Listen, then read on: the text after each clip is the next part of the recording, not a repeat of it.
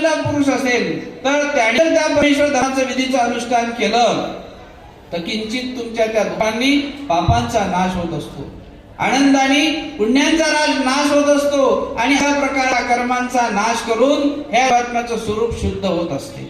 एरवी जीवात्मा हा अत्यंतिक कर्माने व्यापलेला आहे. जसं एखादं कर्ज आपण आपल्या अंगावरती करून घ्यावं तसं या जीवात्म्याने आपल्या अंगावरती कर्माचं कर्ज करून ठेवलेलं आहे. आणि कर्म जे आहेत का कर्मापाठी कर्म भोगवावे ही देवतांची एक भोगून घेण्याची प्रक्रिया आहे. त्याच्यापासून आपण कधी सुटू शकत नाही. परंतु एकमेव परमेश्वर असा आहे का त्याला अनार्जित दाता असं म्हटलेलं आहे. त्याला कुठल्याही प्रकारे कर्माचं बंधन नाही. परमेश्वर म्हणतात की मी कर्माच्या वेगळा आहे आणि जीव कर्मात बांधलेला आहे. परमेश्वर नित्य मुक्त आहे तर जीव हा बंधमुक्त आहे. बंधनात बांधला जातो जीव पण मुक्त होतो. मी अवतरती वेळे न रिगे प्रपंचाचे खोडे मज न उपजती डोहाळे कर्म वासनेचे, की ज्या परमेश्वराला कर्माचा डोहाळा वासनेचा कधी उत्पन्न होणार नाही असा कर्माच्या पलीकडे असलेला परमेश्वर आहे. आपण कर्मामध्ये आहोत परंतु बांधलेला जीव कर्मातून मुक्त हो ही परमेश्वराची विशेषता या जीवावर असलेली कृपा आहे.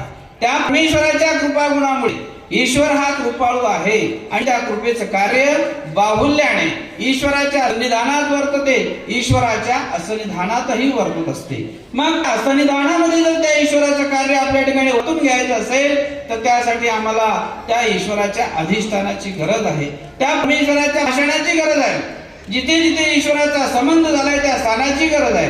कारण स्वामी श्री चक्रधर महाराज ज्यावेळेला उत्तरापंथीकडे प्रयाण करतात त्यावेळेला आपल्या मुखातून सांगतात की आमचा ज्या ज्या ठिकाणी विशेष करून संबंध झालेला असेल त्या त्या स्थानाला तुम्ही वंदन करा, त्या ओट्या गोट्यांना तुम्ही वंदन करा आणि आम्हाला तुम्ही त्या माध्यमातून प्रार्थना करा. साधनाशिवाय तुम्हाला साध्य मिळणार नाही आणि तो साध्य देणारा परमेश्वर त्या साधनामध्ये आपल्याला बघायचा आहे. आणि म्हणून साधन आज चतुर्विध साधन जे काही परमेश्वराचे नित्य नैमित्तिक विधीचे अनुष्ठान किंवा आपली असलेली धर्मरूपी एक प्रकारची चर्या ज्याच्याजवळ असेल तो देव निश्चितच जोडू शकतो. त्या परमेश्वराच्या ईश्वर मार्गाचा आविष्कार कुठल्या ना कुठल्या प्रकारे ईश्वराची होणारी कणव सर्वच काही परमेश्वराच्या प्राप्तीला जाऊ शकत नाहीत. परंतु ईश्वराचं या जीवावर विशेष लक्ष आहे. तुम्ही कर्मरांटीमध्ये गृहस्थाश्रम धर्म जरी चालवत असाल पण तुम्ही जर का परमार्गाची कणव जोडत असाल ती कणव तुम्हाला उद्धरणारी असते. सशासारख्याला परमेश्वर चतुर्विधीमध्ये असलेला जीवात्मा त्या सशाला सुद्धा परमेश्वर दातृत्व करतात. हे ईश्वराच्या कणवेचं कार्य आहे. अर्थात कणव निर्माण केली जीवाने पण ती कणव निर्माण करावी लागते. त्यासाठी आपल्या अंतःकरणात असलेला जो काही एक हेतूचा भाग आहे हा जीवात्मा मान मान्यता अभिलाष किंवा इत्यादी प्रकारे आपल्या जीवमतीच्या कार्याने प्रवृत्त होऊन ज्याला परधर्मा व्यतिरिक्त कार्य करत असतो ते अधचालीचं कार्य आहे. पण ज्यावेळेला ऊर्ध्वभूत ज्यावेळेला तो परमेश्वराकडे वाटचाल करतो की देवा की या मला काहीतरी कार्यामधून माझ्या कृतीमधून कुठेतरी मला धर्म जोडला गेला पाहिजे, कुठेतरी मला धर्माचं अधिष्ठान घडलं पाहिजे आणि अशा वेळेला मग मात्र परमेश्वर त्याची दखल घेतात. ईश्वराला त्याची कीव निर्माण होते आणि ती परमेश्वराला कीव निर्माण होणेच म्हणजे आपल्यासाठी महत्वपूर्ण आहे. त्यावेळेला ईश्वराचं दान वर्तत असते. ईश्वराला कृपा उत्पन्न होते.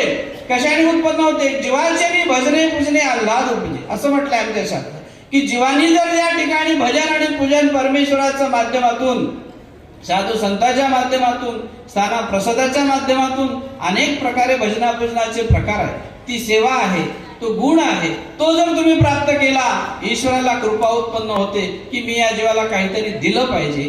ती कणव आपल्या ठिकाणी निर्माण होण्यासाठी अशा माध्यमातून मंदिरांची संस्कृती किंवा मंदिरांचा जो विचार असतो तो त्या मंदिराच्या विचाराच्या पवित्र माध्यमातून तो एक सहवास असतो.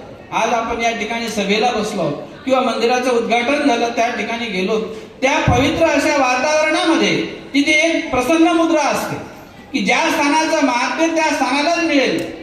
कोणी म्हणेल मी घरून माझ्या ठिकाणी त्या कार्यक्रमाची स्तुती ऐकली असेल, कोणी म्हणेल मी लांबून जाऊन समजा त्या स्थानाचं कुठेतरी महात्म्य ऐकलं असेल, पण स्थानाचं महात्म्य स्थानाच्या ठिकाणी गेल्याशिवाय मिळणार नाही.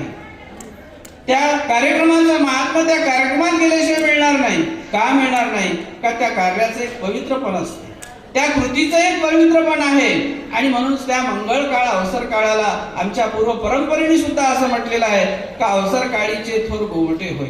ज्यामध्ये पवित्र आणि निर्माण असलेला भाव उत्पन्न होणारी प्रक्रिया जर मंगळतेची असेल तर त्याचं पावित्र्य आपल्या अंतःकरणात पात्र होत असतो आपण त्यासाठी. आणि म्हणून ईश्वराची कृपा वर्तणारा द्वार हे जीवस्वरूप आहे आणि हे जीवस्वरूप जे आहे हे दोषरूप आहे. मुळात स्वामी श्री चक्रधरांनी जीवाचं लक्षण सांगितलं की जीवाचं जे स्वरूप आहे हे मुळात दोषरूप आहे, गुणरूप नाही. पण या दोषरूप जीव स्वरूपाला गुण जर प्राप्त केला निश्चितच ते जीव स्वरूप गुणरूप होऊ शकते. यासाठी तुम्हाला धर्माची गरज आहे. स्वामींनी याला दृष्टांत दिला की जसा आपला डोळा आहे तो आपला डोळा जर दुसऱ्याला बघत असतो त्यावेळेला त्याचा दोष बघतो, आपल्या दोषाला तो आच्छादून ठेवतो, झाकून ठेवतो, दुसऱ्याचा दोष नेहमीसाठी तो बघत असतो. तसं आपल्या डोळ्यात असलेलं जे काही घाण आहे, चिपड आहे ते आपल्याला दिसत नाही. पण जेव्हा आपण दुसऱ्याच्या डोळ्याकडे बघतो त्यावेळेला पटकन त्याला म्हणतो तुझ्या डोळ्यात घाण आहे, ती बघ बरं तुझ्या डोळ्यात ती घाण आहे. हा डोळा असा दोषरूप की आपल्या जीवाला त्या ठिकाणी आपल्या दोषाला आच्छादतो, दुसऱ्याचा दोष प्रगट करतो. परंतु आपलाच डोळा जर आपल्याला बघायचा असेल तर असं म्हटलेलं आहे स्वामींनी की कवनी की साधने करून डोळेनीची डोळ्या ते देखता हो. कोणी जर एखादं साधन आपल्या समोर घेतलं, साधन म्हणजे आरसा जर तुम्ही आपल्या डोळ्यासमोर ठेवला तुमचा डोळा सुद्धा तुम्हाला दिसू शकतो. तसं स्वामी श्री चक्रधर महाराज असं या जीवात्म्याप्रती उल्लेखून म्हणतात की जर तुम्ही या धर्मरूपी आचरणाने मी कसा आहे, जीवाचं मूळ स्वरूप काय आहे, माझं कर्तव्य काय, धर्माच्या ठिकाणी माझी असलेली जबाबदारी काय आहे, आणि म्हणून जर तुमच्या या कृतीमधून अहंकार आणि अभिमान जर बाजूला केला तुम्ही निश्चितच त्या धर्माचं कार्य करू शकाल. आणि म्हणून धर्म हा तुमच्यासाठी आरसा आहे, परमेश्वराचा विचार हा आपल्यासाठी आरसा आहे. त्यावेळेला काय घडेल की आत्मेनेचे आत्म्या ते देखता हो. आपल्याच आत्म्याचं असलेलं गदळ असलेलं जीव स्वरूप हे आपल्याला आपल्या परमेश्वर धर्माच्या विचाराने त्या ईश्वरीच्या साधनाने हे आपल्याला स्वच्छ जीवाच्या ठिकाणी असं लक्षात असते. कारण जीवाचं जे मूळ स्वरूप आहे ते असामर्थ्यवंत आहे. अज्ञान हे जीवाच्या स्वरूपाचं लक्ष सांगितलेलं आहे. पण अज्ञानी जीवाला सुद्धा परमेश्वर आपलं स्वतःचं ज्ञान देतात आणि तो ज्ञानाने उर्ध्व असतो. या जीवाला